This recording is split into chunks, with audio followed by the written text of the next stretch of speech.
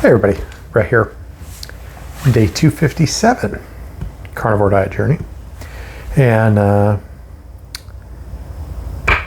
can you go to a wedding and not eat or drink anything? Yes, you can. I proved that to myself tonight. And I honestly don't know that I ever want to do it again. But that was my plan for the night. And that is what I did.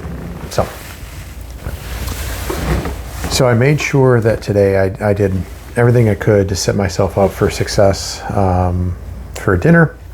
Got up this morning, cooked bacon, ate bacon, right about a pound of bacon. And I made 3 eggs, scrambled, ate those. Might have been a hair over 3 eggs. They're very large eggs.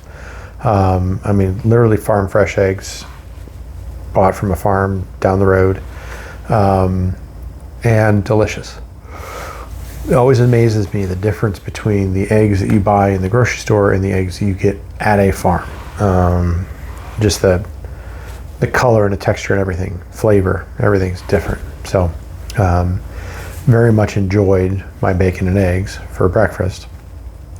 And then, as planned, before I went to the wedding, I ate pork and chicken. Smoked pork, smoked chicken from leftover from the reception, or not reception, but the rehearsal dinner last night. Tasted phenomenal, still, and filled me up.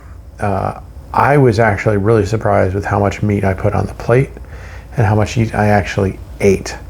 I thought I brought home 2 pounds of meat yesterday. I probably brought home closer to 3 pounds of meat. And I probably ate close to 2 pounds of meat before I went to the wedding. And technically I went to the wedding, right? I had a little bit of a unplanned schedule just before the wedding, just before I had to leave for the wedding. And I left and I was getting to the venue realizing I forgot to eat. So I had a little bit of panic in my head, but my wife was already there. She had to go early as part of the rehearsal and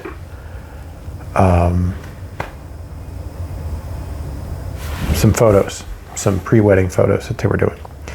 So I told her, I said, I didn't eat. She goes, well, why didn't you eat? I said, I kind of forgot in all the hustle bustle. So she's like, well, you got like 35 minutes before the wedding and the house is only like 4 or 5 minutes away. I was like, you're right. So I came home, heated up the meat, ate the meat, and then went back to the wedding. And I was 95% fine all night long. The 5% that I wasn't fine for was actually later in the evening, when people were snacking on all the desserts. I mean, there were lots of dessert cupcakes and other cakes and apple crisp donuts, which are made at an orchard where my niece, who got married, used to work. So that, I guess, was the one thing that she requested as part of the dinner, was for dessert to have apple crisp donuts.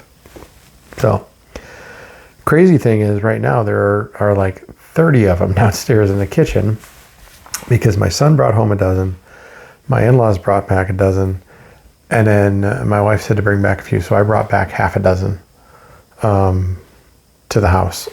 So there's a lot of donuts down there. That's what they are probably going to eat tomorrow. But that's when it got a little bit difficult for me, just all the snacking, right? Because I wasn't drinking, because I also did not drink anything all night. And I was getting hungry, I'd say about 9:30, right? Now I ate that meat right about 4 o'clock, right? The wedding was at 4:30. So I ate that meat right about 4 o'clock. So now it's 10 o'clock and I'm starting to get hungry, or 9 o'clock and I was starting to get hungry. At 10 o'clock I was really hungry. And yeah, so I ended up taking my daughter and her girlfriend. They took them back to the house where they were staying, and one of the other bridesmaids, and then came back home, put the rest of the meat on a plate, heated it up, and I ate that tonight, like late tonight. But I was hungry. Could I have gone without it completely? Probably. But better safe than sorry. It sets me up for the morning. I may end up leaving here at 5:30 in the morning, which is in about 5.5 hours, depending on how the Ubers run, if my daughter gets an Uber or not to get her to the airport, because they have a very early flight. And it's about an hour and 20 minutes, an hour and a half from here to the airport. So I may end up having to drive her in the morning. So I figured, eat tonight and I won't get hungry in the car in the morning, theoretically.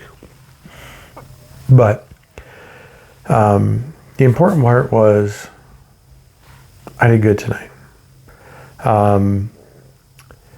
The alcohol bothered me a little bit, just a little bit. I think the good thing was they had a kind of a traveling bartender.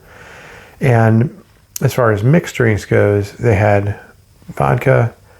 Their drinks were a vodka cranberry, a apple something martini, and an old fashioned. Now, I love old fashions, but I'm not drinking anything other than straight brown liquor right now. Bourbon basically is what I'm drinking, if I'm drinking.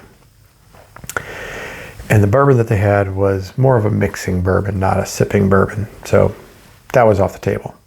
So that made it a little bit easier for me not to drink, but I still kind of missed it. So I missed it, but I didn't have it. So it's fine. I think one of the biggest takeaways for me tonight is I probably have more willpower than I thought. Now, one of the decisions that I made to make it easier on me was as soon as they called our table to go get our dinner, I went outside. I don't know if I've ever talked about this. I smoke cigars. So not every day, not a ton of cigars, but I smoke cigars. And I picked up a couple of nice cigars the other day here in Ohio. So as soon as they went to dinner, I went out, smoked a cigar, watched part of the Formula One qualifying. And then once my wife and our table was done eating, then I came back in. So that just moved me out of the whole atmosphere of eating, and it helped. Because I didn't get tempted by anything that was at the table. I even asked my wife when I got back, I'm like, did you try the lobster penne pasta? Because that was the thing. I was like, oh, there's lobster. Maybe I pick out the lobster. And I said to her, it was in a cream sauce, wasn't it? She goes, yeah.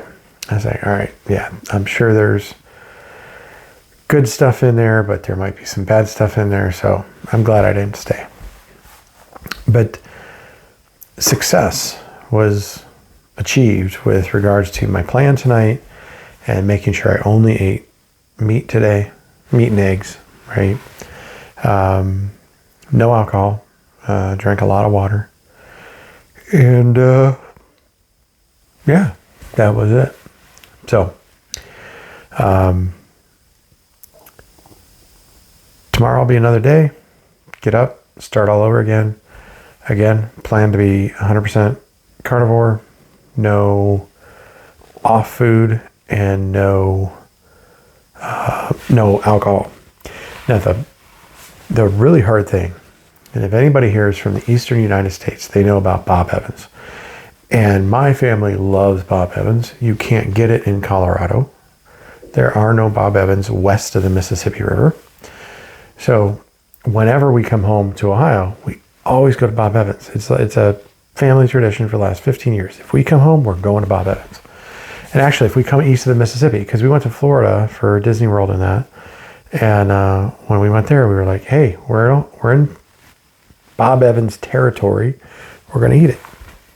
So tomorrow morning, my wife and daughter and son, and probably my in-laws, my brother-in-law and his son, are going to go to Bob Evans. Now, this is going to be a true challenge for me because they have what I consider to be the best country sausage gravy that you can buy, right? And my wife makes an amazing sausage gravy. But as far as going and buying it, they're the best, and it's brown gravy. It's a completely different than what most sausage gravy is. So that'll be a challenge. But after today, I think I might be up for it. So kind of just makes me feel good, makes me, what's the word? Like, not anxious, but I'm optimistic. That's the word I'm thinking of. Makes me very optimistic about being able to go to Bob Evans and just drink water, maybe some coffee, and that'll be it. They do have bacon. I can get sides of bacon. Maybe not. I don't know what I'm going to do, but I'm not going to get sausage gravy. I'm not going to get biscuits. I'm not going to get grits. They have a sunshine skillet. Their hash browns are great. I'm trying to talk myself into eating it now, but that's the plan for tomorrow. Today was great. Today was very successful. Excuse me. It's very late. It is, let's see, what is it? 11:58 p.m. So it's late. I'm tired. I'm gonna wrap this up. I will talk to you guys tomorrow.